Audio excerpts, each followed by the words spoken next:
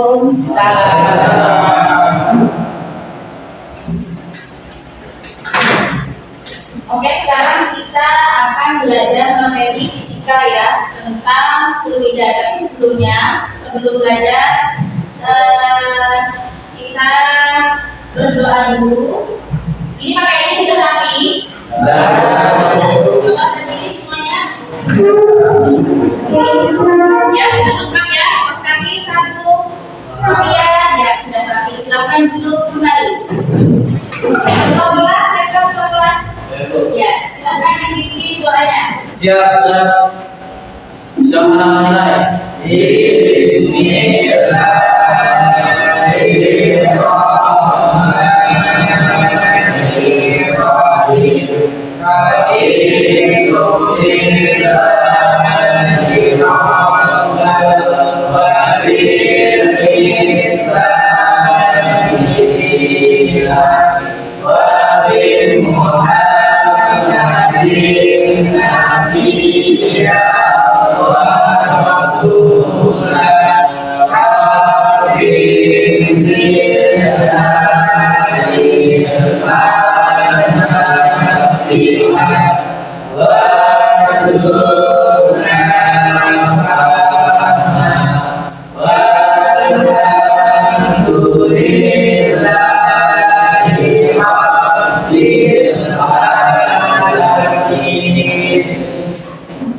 Sebelum masuk ke pelajaran, Ibu absen dulu. Lengkap atau tidak siswanya ya? Kalau hadir, bilang hadir ya. Anwar-Udin Tamami, Ahmad Haruf Hidayatullah, Ahmad Arif Rafiansyah, Amriansyah, Ananta Setioko, Denny Riza Setiawan, Edwin Ferdiansyah. Ini kemana? Komunitas ada. Oh iya, ada beruang berarti ya. Febri Hidayat, Muhammad Dimas Febrian, Muhammad Noval Adidu, Muhammad Siddiq, Muhlis Adi Saputra, Muzayyan Naskari. Juga berarti 2 orang ya. Rafi Al-Hafiz Wijaya, Randy Kurniawan, Taufik Khalili. Ya. Hari ini gimana kalian? Sehat? Semangat belajar? Sekarang Ibu akan mengajar materi pelajaran fisika, materi fluida statis. Silakan kalian keluarkan bukunya.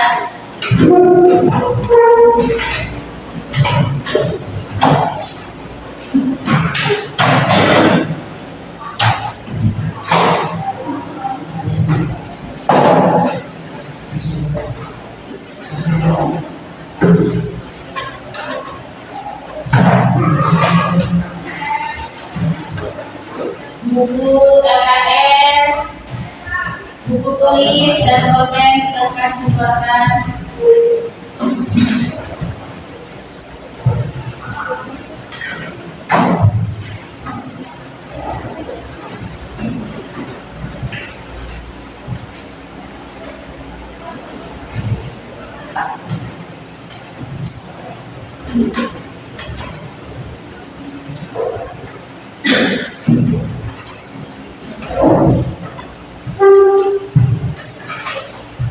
Sudah? Sudah lengkap? Sebelum kita mulai pelajaran, seperti biasa kita sebagai untuk penyemangat, kita pakai jalur kita tepuk fisika. Masih ingat ya? Masih. Ingat karena ini dilakukan setiap pelajaran. Ya, setiap pelajaran fisika ya. Setiap hari kan ibu mengajar fisikanya setiap hari ya. Ya. Kita mulai. 1, 2, 3, tepuk fisika.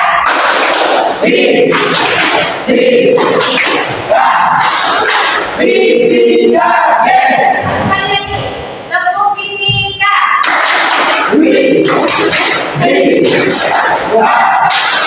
Fisika, yes. Semangat ya. Oke, kita lanjut ke materi fluida statis. fluida statis. Kita memakai PowerPoint. Ini sebab-sebab yang sudah Ibu rangkum. Jadi kalau ada yang penting silakan kalian tulis di bukunya ya. Misalnya kalau ada yang perlu kalian catat. Dan nanti setelah materi ini dijelaskan, kemarin Ibu sudah membentuk kelompok praktikum ya. Ya. Kelompok pertama yaitu Sidik dan anak-anak. Ya, nanti praktikum tentang buku Archimedes, penerapan buku Archimedes dalam kehidupan sehari-hari. Jadi sebelum praktikum, Ibu akan menjelaskan tentang fluida statis, di mana di dalam fluida statis itu ada penerapan buku Archimedes. Sudah siap? Ya. Oke, kita belajar. Fluida statis. Tujuan pembelajaran di sini mengaplikasikan hukum hidrostatika dalam menyelesaikan permasalahan. Yang kedua, menerapkan tekanan hidrostatis untuk menyelesaikan suatu permasalahan. Dan yang ketiga, menerapkan hukum Pascal untuk menyelesaikan suatu permasalahan. Dan yang keempat, mengaplikasikan hukum Archimedes dalam menyelesaikan permasalahan dalam kehidupan sehari-hari. Oke, next. Nah, yang pertama, sebabnya adalah yang pertama pengertian fluida statis, tekanan fluida, hukum Pascal, tekanan hidrostatis, dan prinsip Archimedes. Bisa kalian lihat ya sebab-sebabnya. Ada 4 sebab yang akan dijelaskan. Oke, kita masuk yang pertama, pengertian dari fluida. Apa itu fluida? Ada yang bisa menjelaskan apa itu fluida? Ada yang bisa menjelaskan? Belum paham ya? Ya, fluida itu adalah zat yang bisa mengalir. Bentuknya itu ada zat cair dan gas. Zat cair kita tahu sendiri yaitu air yang mengalir. Misalnya ada yang mengalir di sungai itu menggunakan konsep juga fluida. Dan gas ini seperti udara. Kalau udara tidak mengalir, contohnya di ruang ini, kalau udara tidak mengalir, maka suara Ibu ini tidak akan terdengar di telinga kalian. Bisa. Ini ruang sampah, tutup. Tidak ada lubang angin sama sekali. Maka suara Ibu ini tidak akan terdengar keluar. Hanya berada di dalam ruangan. Karena tidak ada udara yang mengalir dari luar ke dalam, sebaliknya dari dalam, dan itu akan dalam keluar. Paham ya? Zat cair fluida incompressible, artinya jika diberi tekanan volumenya tidak berubah. Nah, contohnya ketika air yang di dalam bejana, ketika dikasih tekanan atau dikasih contohnya air di dalam, oke, kita gelas misalnya ya, dikasih sedotan, maka air yang di dalam bejana itu tidak akan berubah bentuk, tetap airnya kalau segini tetap ukurannya kan kita segini gitu. Paham ya? Terus gas termasuk fluida compressible, artinya volumenya bisa berkurang jika ditekan. Air dalam badannya disebut hidrostatis. Lanjut. Daya-daya yang terdapat suatu fluida pada dinding wadahnya selalu berarti tidak lurus pada dinding wadahnya. Tekanan dalam suatu fluida pada kedalaman yang sama dalam segala arah. Tak ada perbedaan tekanan pada kedalaman yang sama. Kalian lihat itu ada contoh gambarnya. Di situ ada sebuah gambar yang mana itu diisi air. Dan di situ menjelaskan tentang konsep kerja fluida. Nah, tekanannya itu rumusnya, satuannya bisa dilihat. Kalau mau ditulis, silakan ditulis. Silakan ditulis ya, karena itu rumus ada T.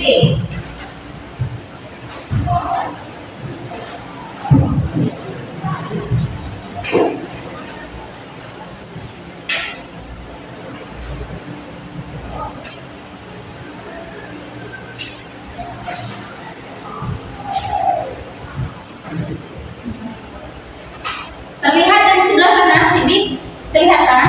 Oke.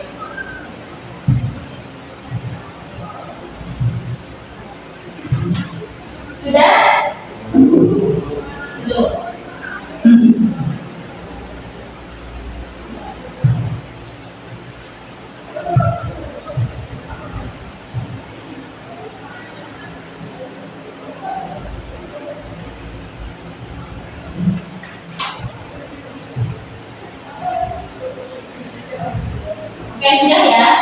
Ya. Selanjutnya, nah hubungan tekanan dengan kedalaman fluida. Anggapan fluida tak termengangkan. Nah, di situ ada lapat massa konstan, bayangkan volume fluida air atau volume proses penangkapan Nah, selanjutnya kita masuk ke materi tekanan hidrostatis. Tekanan hidrostatis.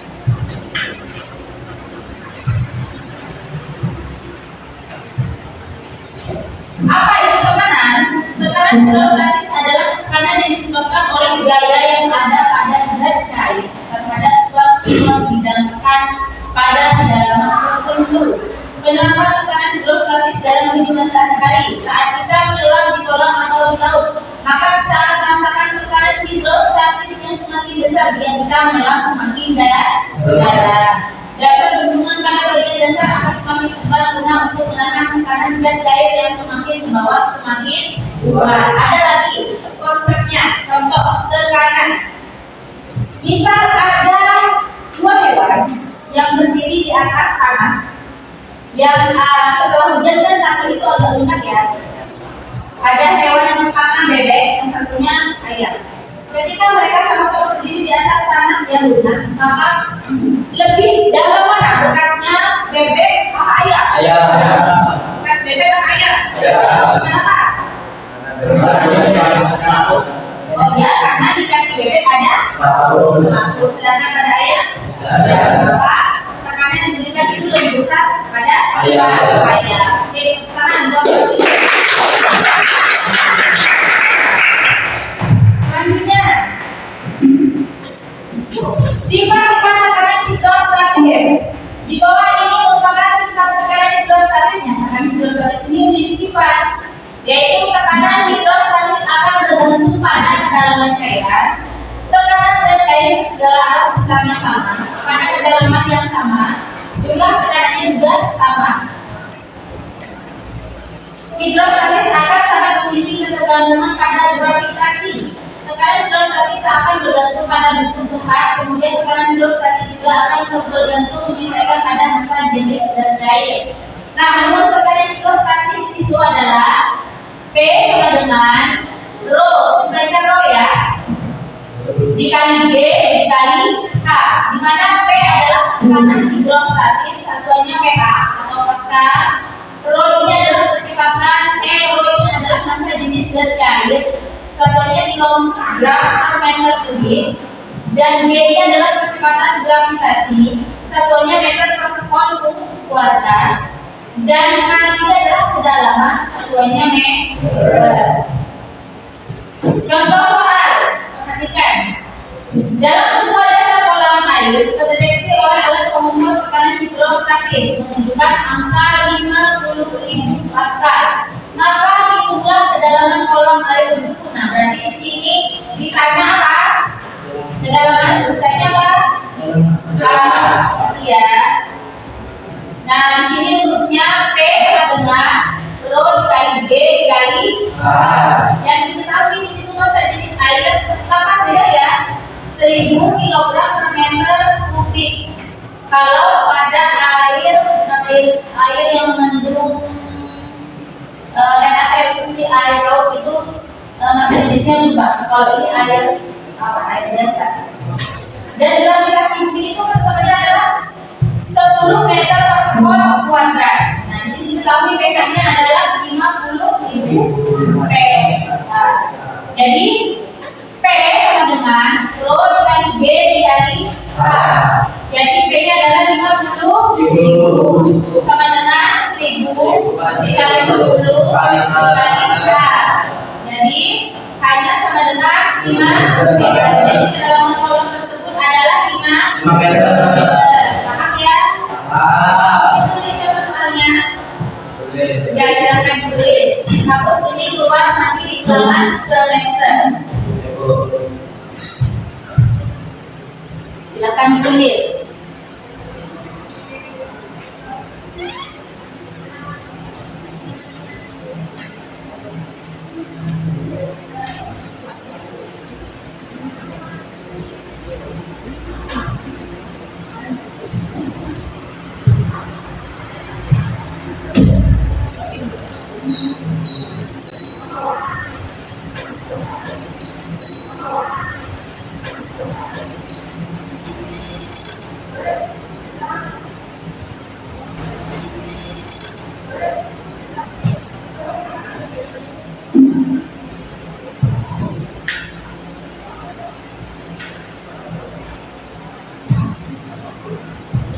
Sudah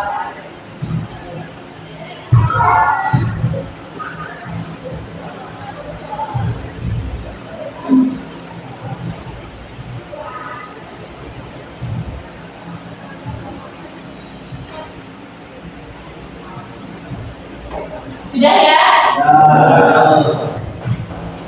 Oke, next. Di sini B hukum tidak statis. Yang pertama hukum Pascal itu hukum Pascal. Dari kanan sekarang kita lanjut ke hukum Pascal. Apa itu hukum Pascal? Kenapa kok bisa dinamakan hukum Pascal? Karena dilihat bukunya hukum Pascal. Hukum Pascal menyatakan perkara yang diberikan suatu cairan pada ruang tertutup maka dituliskan ke segala arah dengan besar yang sama pada semua titik dalam cairan dan dinding berjaga. Nah, prinsip hukum Pascal. Kenapa dinamakan hukum Pascal? Karena yang menemukan itu namanya Pascal. Jadi dikatakan hukum Pascal. Terus prinsip kerja hukum Pascal digambarkan seperti rumus yang pada itu P1 sama dengan P2, F1 per A1 sama dengan F2 per A2 atau F2 sama dengan A2 per A1 dikali F1, di mana F1 adalah gaya yang diberikan ke pengisap kecil, satunya Newton, F2 gaya yang diberikan ke pengisap besar, satunya Newton, dan A1 luas penampak pengisap kecil, satunya meter kuadrat, A2 luas penampak pengisap besar, meter kuadrat. Lanjut, ada sudah rumusnya di bukunya ya? Ya, betul. Di situ prinsip Pascal perubahan tekanan akibat F1 yaitu F1 ke A1 teruskan pada ketidak. Contoh soal hukum Pascal. Mungkin ada yang bertanya apa hukum Pascal dalam kehidupan sehari-hari? Contohnya pompa hidrolik itu masuk menerapkan hukum Pascal. Nah, lanjut contoh soal hukum Pascal ya. Berapa banyak dampak diangkat oleh pompa hidrolik jika diketahui F1 sama dengan 50 Newton, A1 sama dengan 75 cm kuadrat dan A2 sama dengan 300 cm kuadrat. Pembahasan itu diketahui punya berapa? 50 Newton. A1-nya sama dengan 75 cm. A2-nya 300 cm kuadrat. Yang ditanyakan adalah F2. Rumusnya F1 per A1 sama dengan F2 per A2. Di mana F1-nya adalah 50, A1-nya 75, sama dengan F2-nya tidak diketahui ya, per 300 Newton. Pindah ruas 75 sama dengan 50 dikali 300, jadi F2-nya 15.000 dibagi 75 sama dengan 200 Newton. Jadi beban berat yang diangkat supaya imbal jadi 200 Newton atau 2 sama dengan 200 Newton. Mau ditulis rumusnya? Ya, silakan tulis.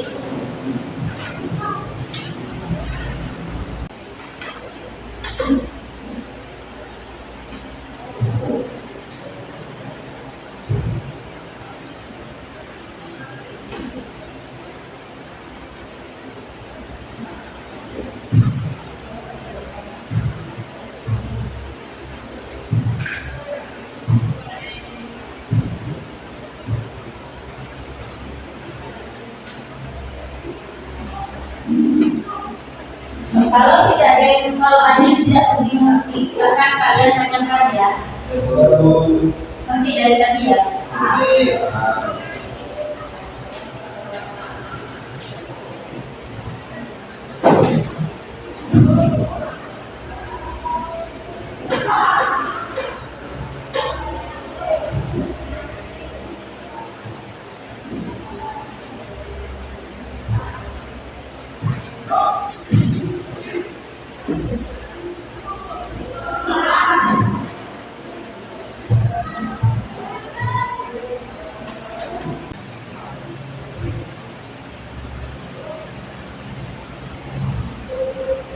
Oke, sudah?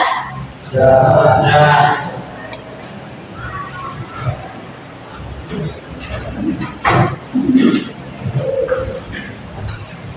Gimana Mas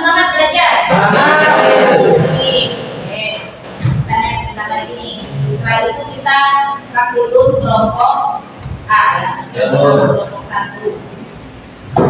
Oke, lanjut. Nah, kita masuk ke hukum Archimedes. Hukum Archimedes. Bunyi hukum Archimedes. Gaya akut yang bekerja pada suatu benda yang dicelupkan sebagian atau seluruhnya ke dalam suatu zat fluida sama dengan berat fluida yang dipindahkan oleh benda tersebut. Nah, gaya akut terjadi karena mati dalam zat cair, makin besar tekanan hidrostatisnya. Hal ini menyebabkan tekanan pada bagian bawah benda lebih besar daripada tekanan pada bagian atas. Secara matematis, rumus dari berikut penerapan hukum Archimedes dalam peralatan teknik. Mungkin kalian pernah berpikir kenapa kapal laut itu bisa berjalan di atas laut, tidak tenggelam. Padahal itu adalah besi. Secara logika, kalau kapal itu terbuat dari gabus, maka tidak akan bisa menopang manusia. Karena kalian tahu gabus itu sangat ringan. Sekalipun gabus itu berada di lautan, maka gabus itu tidak akan tenggelam. Karena sifatnya gabus itu ringan dan massa bendanya lebih ringan daripada massa besar air. Nah, kita barusan kenapa kok kapal itu tidak tenggelam? Karena di situ ada penerapan hukum Archimedes. Kapal laut, kapal selam, balon udara sama kayak pesawat. Benda selam tenggelam atau paham ya? Rumus dari hukum Archimedes. Rumus dari hukum Archimedes itu besar FA sama dengan B dikurang B1. Keterangan FA adalah gaya ke atas, B berat berjalan. Besar gaya ke atas juga bisa dinyatakan sebagai berikut. FA sama dengan rho dikali B dikali V, di mana F ini adalah gaya ke atas, satunya Newton. Rho ini adalah massa jenis zat cair, satunya kilogram per meter kubik, dan G ini adalah percepatan gravitasi, satunya meter per sekon kuadrat, dan P ini adalah volume zat cair yang dipindahkan atau volume benda yang tercelup. Lanjut, nah contoh soalnya. Sebuah bola tercelup seluruhnya ke dalam air yang memiliki massa jenis 1000 kg per meter kubik. Jika daya angkat yang dilewati bola adalah 0,2 Newton, berapakah volume bola tersebut? Penyelesaian diketahui gaya angkatnya berapa?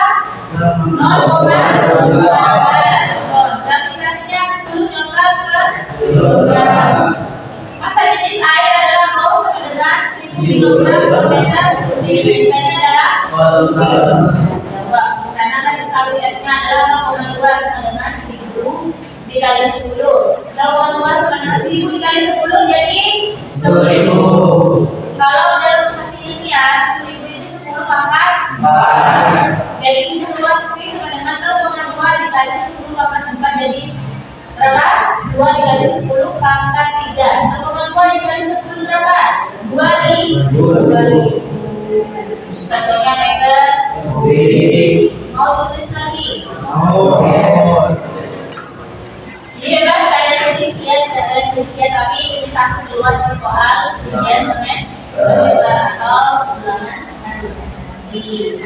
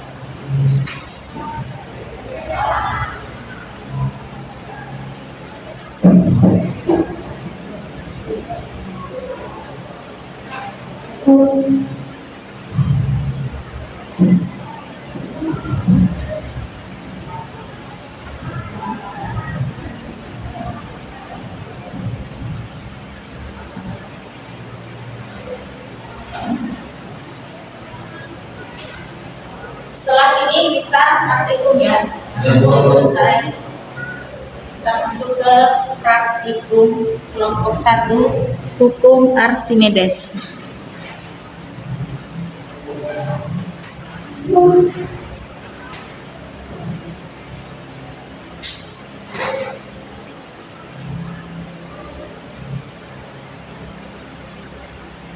Kita akan mencoba melihat pemangkalian praktikum. Sudah selesai? Oke, sudah. Next ya, alhamdulillah selesai. Ada yang mau ditanyakan? Ibu buka sesi pertanyaan tentang apa yang dijelaskan tadi.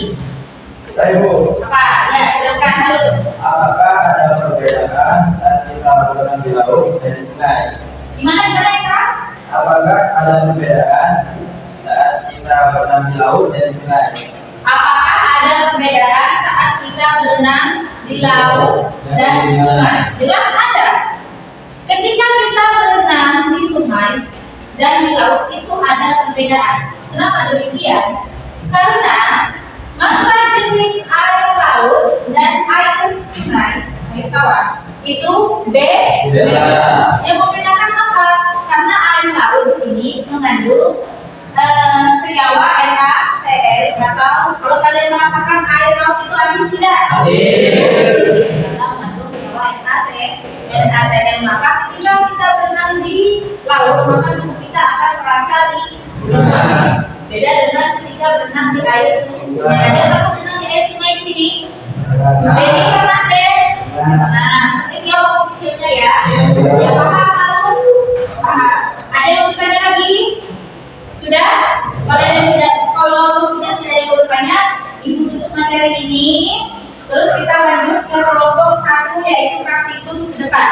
Sudah tidak ada yang bertanya? Sudah tidak ada ya. Kita tutup dengan alhamdulillah.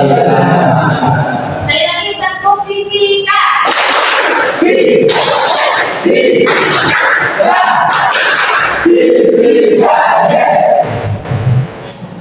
Untuk kelompok 1, silakan maju ke depan. Sidik dan Alata di bawah alat dan bahannya.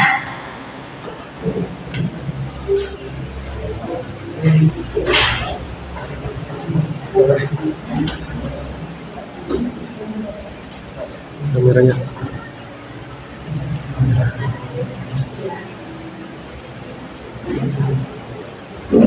Oke, perhatikan temannya. Senyum dulu, jangan tegang. Jangan tegang, perhatikan. Ya, silakan dilihat, kalian nanti mengamati temannya karena ini kalian akan saya berikan lembar kerja peserta didik ke kalian setelah kalian mengamati pada praktikum teman kalian ya. Nanti kalian juga berpartisipasi untuk mengisi yang dibuat. Silakan. Assalamualaikum warahmatullahi wabarakatuh. Perkenalkan, nama saya Muhammad Joko dan di sebelah saya Muhammad Sidik. pada kesempatan kali ini kami akan melakukan percobaan penerapan hukum Archimedes. Yang tujuannya dari percobaan ini adalah menganalisis besar daya Archimedes, menyelidiki konsep benda terapung, melayang, dan tenggelam, kemudian menyelidiki konsep fisika pada masa kaku. Pada percobaan kali ini kita membutuhkan alat dan bahan. Yang pertama 3 buah gelas. Kemudian kita membutuhkan air secukupnya, garam secukupnya, dan 3 buah telur. Dan yang terakhir kita membutuhkan sendok. Dan selanjutnya, langkah-langkah dari percobaan ini ialah sebagai berikut. Pertama, siapkan alat dan bahan. Sudah. Kemudian, isilah gelas kosong yang pertama dengan air kurang lebih 2/3 dari tinggi gelas. Kemudian, masukkan telur ayam ke dalam gelas pertama yang tidak diberi garam. Kita ya.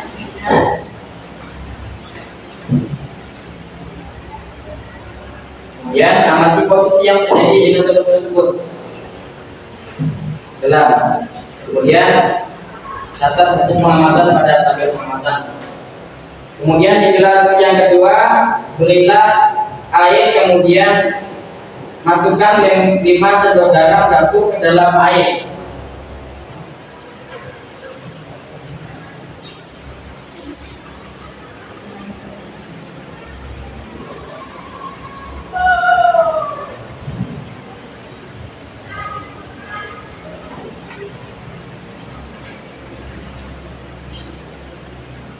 Kemudian aduk hingga larut.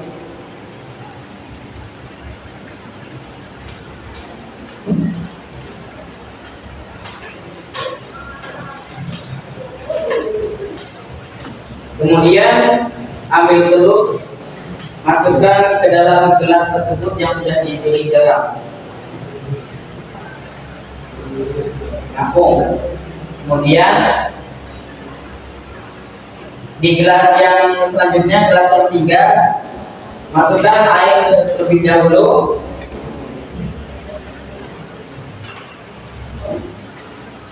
Kemudian beri garam 2 sendok ke dalam gelas.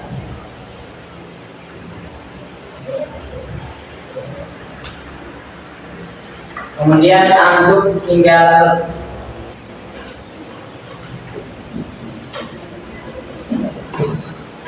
Melihat yang nelayan ini apakah berhasil atau tidak, karena yang nelayan ini yang agak sulit.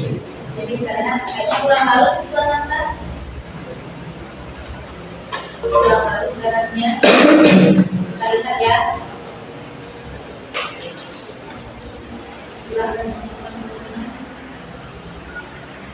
Tambahkan air secara perlahan-lahan.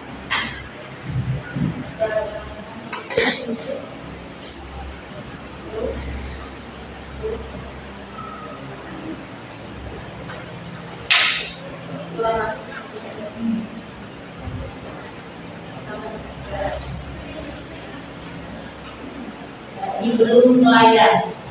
Kita lihat apakah teman kalian berhasil menerapkan konsep buku Archimedes. Silakan coba diterapkan bukunya.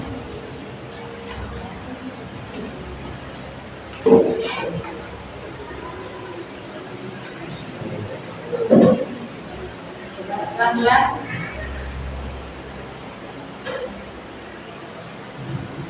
Kita tenggelam. Berarti kalau kita tenggelam kurang garamnya. Keluarkan dulu telurnya, kemudian ke sini. Keluarkan dulu. Karena konsep layak ini ada susah.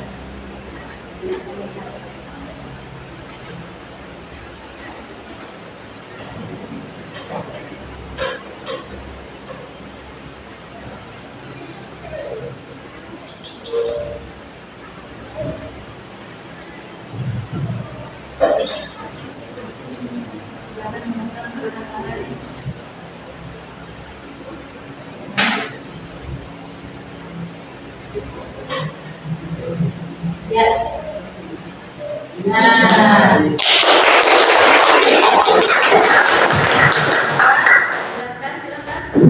Jadi teman-teman pasti bertanya, kenapa sih telur pada gelas tersebut ada yang tenggelam, ada yang mengapung, dan ada yang melayang? Pada gelas pertama, telur tersebut tenggelam karena disebabkan massa jenis telur atau massa jenis benda lebih besar daripada massa jenis air. Kemudian pada gelas yang kedua, mengapa telur tersebut dapat mengapung? Karena massa jenis telur lebih kecil daripada massa jenis air. Dan yang pada gelas yang ketiga ini, mengapa telur tersebut dapat melayang? Telur tersebut dapat melayang disebabkan karena massa jenis benda dan massa jenis air memiliki massa yang sama. Dan dari percobaan kita kali ini dapat kita simpulkan bahwa garam berfungsi untuk mengubah massa jenis air, karena garam ini mengandung senyawa NaCl, sehingga terjadilah penerapan hukum Archimedes yang dalam teori tenggelam, kemudian mengapung, dan terakhir yang melayang. Nah, sip. Ini tangan teman kalian.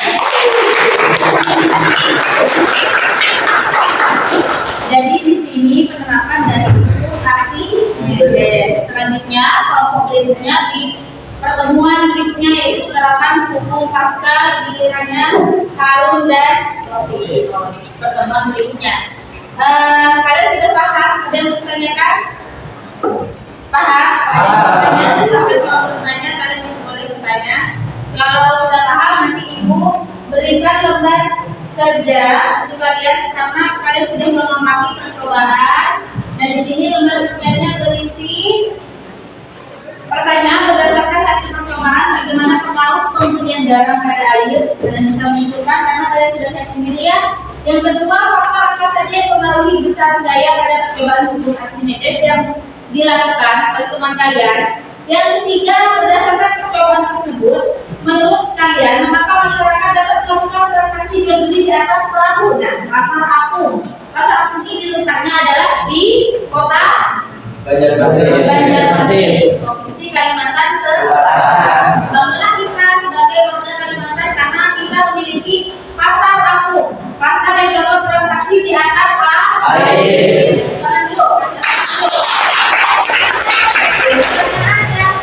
Berdasarkan jawaban nomor 3, berikut kesimpulan terkait kearifan lokal pasar apung berdasarkan konsep hukum Archimedes.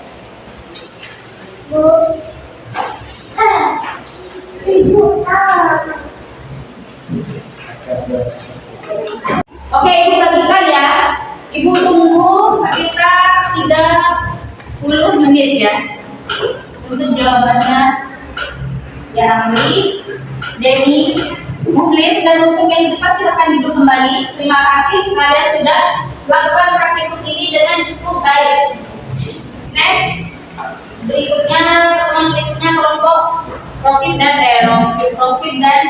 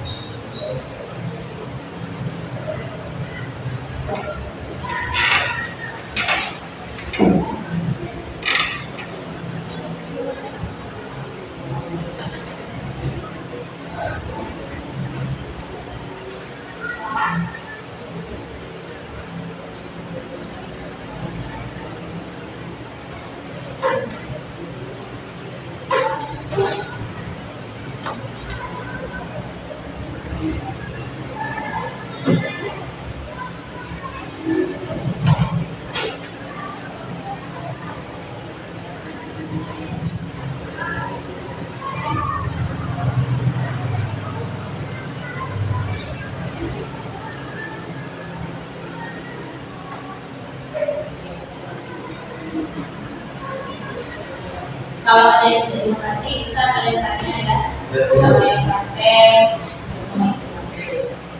Kalian bisa amati itu telurnya tenggelam, rapuh dan menelan.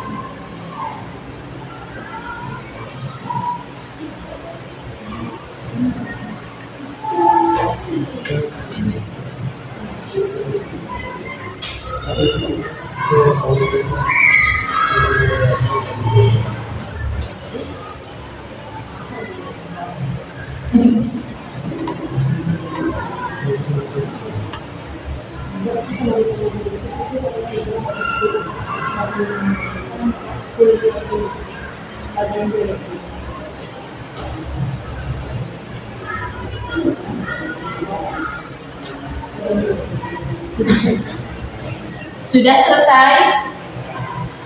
Sudah? Oke, silakan kumpul ke depan.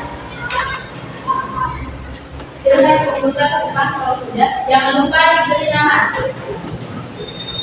Yang sudah silakan kumpulkan ke depan. Jangan lupa diberi nama ya.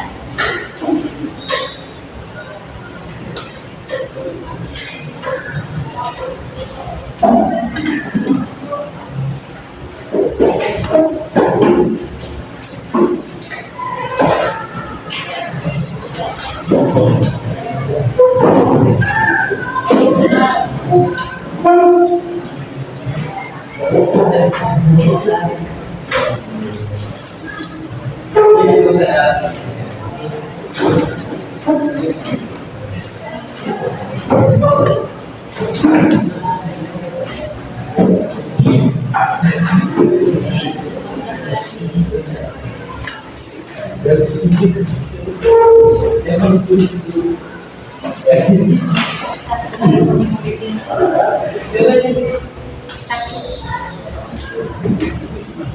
Sudah.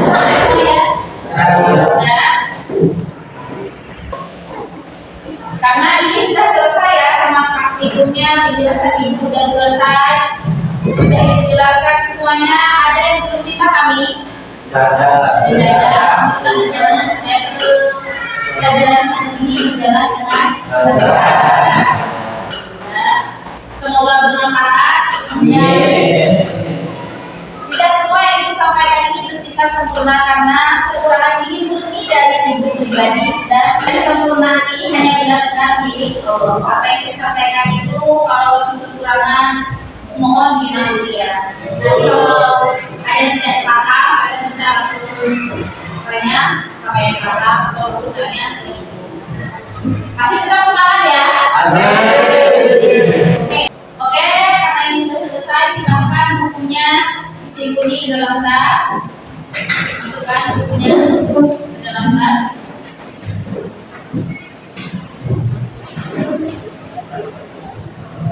Sebelum berdoa, kita diskusikan satu kali lagi ya.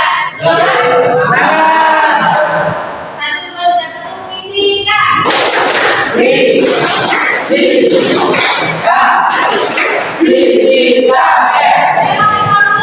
Luar biasa. Siap sudah. Berdoa mulai.